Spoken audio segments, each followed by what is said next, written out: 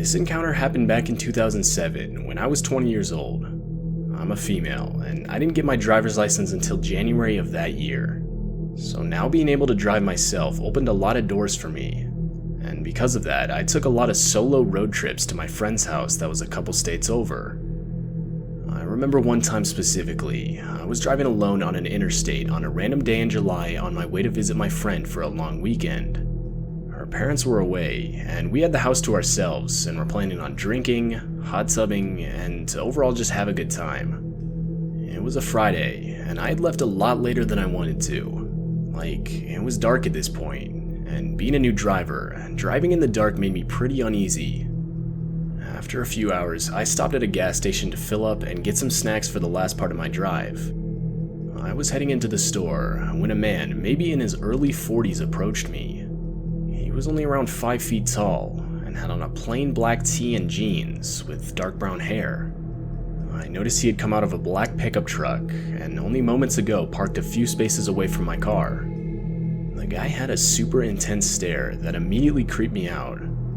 As he caught up to me, he tried starting a conversation by asking if I was from the area, where I was headed, and if I knew of anything fun to do. I quickly replied with no, shaking him off as just another creepy dude. Though, surprisingly, he then invited me to go play mini golf or catch a movie with him. Without even looking at him, I declined his invitation and continued towards the store. Quite honestly, I was shocked he asked me to do something with him. The whole vibe was off. It was pretty uncomfortable and just random. As I was entering the store, I could then hear him yell a stern "hey." It was super aggressive and uncalled for, that it even startled a family walking out of the store. Though I just ignored it and continued inside. Shortly after, I could tell the guy followed me. He was clearly staring at me, so I went to use the bathroom and stayed in the stall for at least 10 minutes texting my friend about the guy. Thankfully, when I came out, I couldn't see him in the store anymore. I then went out to put gas in my car, and was again relieved as his black pickup was nowhere to be seen. Though, to my absolute horror, as I was pulling out of the gas station parking lot, I could hear someone persistently honking their horn. I looked in my rearview mirror and I could clearly see the same black pickup behind me. The guy was now shouting and signaling me to pull over to the side. I of course freaked out, stepped on it and pulled onto the on-ramp back onto the highway. But the guy was following me. I called my friend extremely terrified. I drove really fast, and looking back, I'm lucky I didn't get into an accident. The guy didn't follow me for that long, and I think only after a few exits he was gone. Though, even still, the last hours of my drive were extremely tense. I didn't stop for the rest of the trip, and never saw the guy's car again. I remember checking my mirrors constantly the rest of the way. Eventually, I got to my friend's house safely, and we actually had a nice weekend despite the encounter. The whole thing was definitely creepy, but over the years I didn't think too much about it. That was until around 6 years later, when the memory would once again come fresh in my mind. I was talking with another friend of mine who was big into serial killer documentaries and things like that. I remember at one point I had mentioned my encounter, jokingly suggesting that the man I had met was a serial killer, and explained to her my experience. She was fascinated, and therefore wanted to Google active serial killers in the area of where I experienced it all. But the first guy that came up made my heart drop. It was a man named Adam Leroy Lane. I instantly recognized the guy. There was no doubt in my mind, that was the same guy I had encountered at the gas station that night. Both the time and the area were a match. The man had 3 convictions. It was 2 counts of murder and 1 count of assault. This discovery has haunted me ever since, and caused me to be much more cautious in public at night. My heart goes out to the victims of this man and their families. I've been grateful every day since that I didn't become one of them.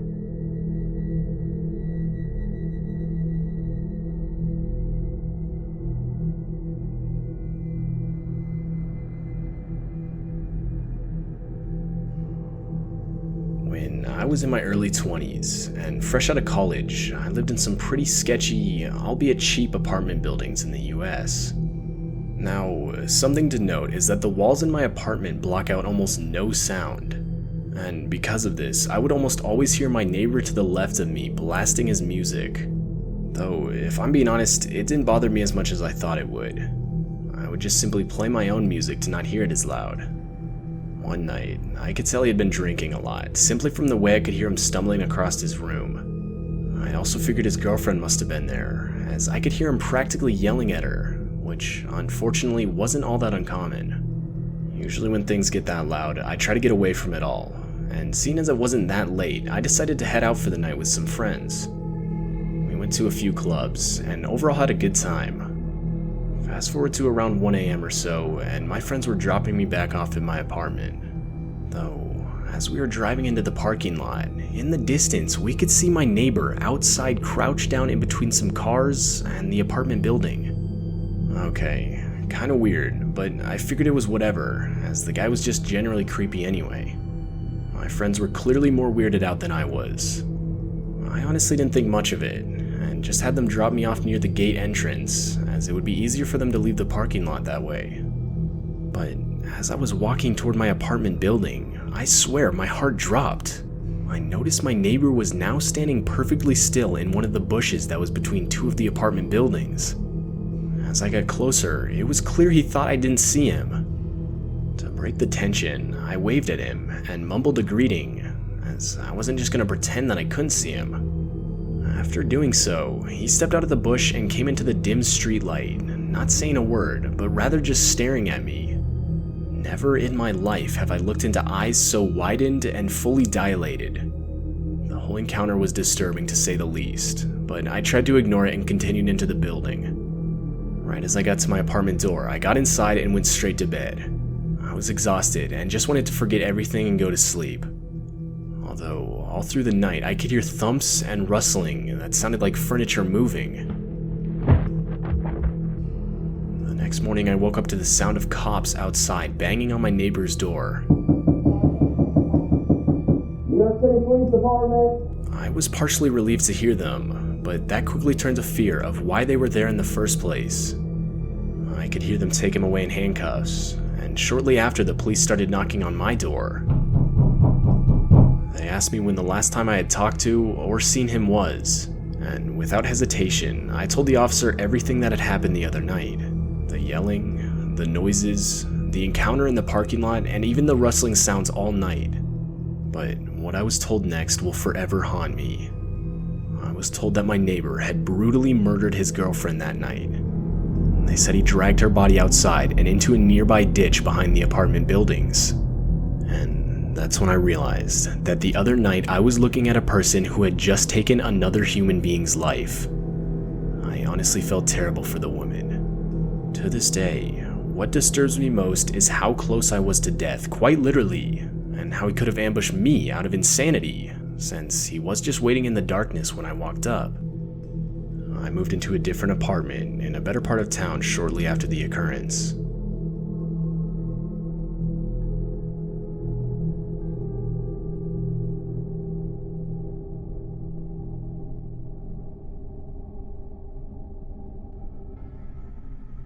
I'm a female and 22 years old. I just recently got out of a pretty abusive relationship, and honestly, I wasn't in the best place mentally because of it. If I'm being real, it was difficult for me to now have to go home each night to an empty apartment with just myself. Anyways, this night my friends had decided to take me to a hockey game to get me out of the house and potentially get my mind off of the breakup. It was a Friday night, and we had been consuming a decent amount of alcohol during the progression of the game. In the arena we were attending, there was this bar where you could buy as many drinks as you wanted, within reason of course. And following the game, we decided to head there for a few more before we left. It was a busy night, so especially considering the game was coming to a close, the line was decently long. During the duration of the time I was patiently waiting, I had started to speak with a couple guys right next to me. Shortly into the conversation, one of them spoke up and asked for my phone number. Looking back, I definitely should have said no, but in the state I was in, I gave it to them. After we had finally gotten our drinks, my friends and I decided to call it a night. We parted ways, but instead of calling an Uber and going back to my apartment, I very stupidly decided to text the man I had previously exchanged contact information with. He responded almost right away, saying he'd head over in an Uber and take me back to his place if I wanted. Again, I made a stupid decision and agreed. Eventually he showed up, and we were off back to his place. Though, the drive was a good 45 minutes. When we arrived, I quickly realized we were practically in the middle of nowhere. We weren't anywhere close to the city anymore, and as I looked around, I realized no other property was in sight. Quite honestly, without context, I easily would have mistaken his house for an abandoned building. It was that bad. But regardless, being as intoxicated as I was, I quickly disregarded all my suspicion and followed the man to the front door. As we entered, I quickly realized how clean the place looked from the inside. Like, think hospital level clean, even down to the smell. Without even offering, he quickly poured us a glass of seemingly expensive red wine. I thought nothing of it at the time, and from what I remember, he poured it right in front of me and even drank some himself. Though, that was the last memory I had of that night. The next thing I knew, I was in a bedroom with the sun now clearly shining through the window. The noise of a shower running quickly filled my ears. I was groggy and dazed when I woke up, but I slowly began piecing together where I was, who I was with, and just the overall situation I was in. As it came back to me, I realized I needed to leave immediately. I frantically began to search for my cell phone, clothes, and wallet. But it was no use, I couldn't find them. I rushed out of the bedroom in the hopes to just leave unnoticed prior to this man getting out of the shower. But as I was leaving, my heart sank into my stomach. All of the furniture and floors were completely covered with plastic shower curtains, which I distinctly remember not being there prior to me blacking out the night before. I quickly noticed all of my personal belongings were placed neatly on the kitchen counter, alongside a knife that clearly wasn't a kitchen knife, but rather a hunting knife or something like that. My instincts kicked in, and I instantly grabbed my things and ran out the door. I ran for several minutes in a random direction, panicked and full of adrenaline. A good 10 minutes of full-on running down the road, and I finally stopped to call a friend to pick me up and take me back to my apartment. When I got back, I instantly blocked the guy's number, and to this day have never heard anything from him again. Now, looking back, I realize I should have contacted the authorities immediately, but for whatever reason I never did. It's clear I was not in the right state of mind at that point in my life, and this eats away at me daily, as I believe at this point it's too late for me to report the man, seeing as I don't even have the slightest recollection of where his house was located, or even his name. The detail that haunts me the most is that the only thing missing of my personal belongings was my ID. And this makes me question what the guy's true intentions were. Though, if I'm being honest with myself, I truly believe that man planned on murdering me that morning. The plastic shower curtains all over the apartment and the knife make it clear to me. But I guess I'm just lucky to have never truly found out.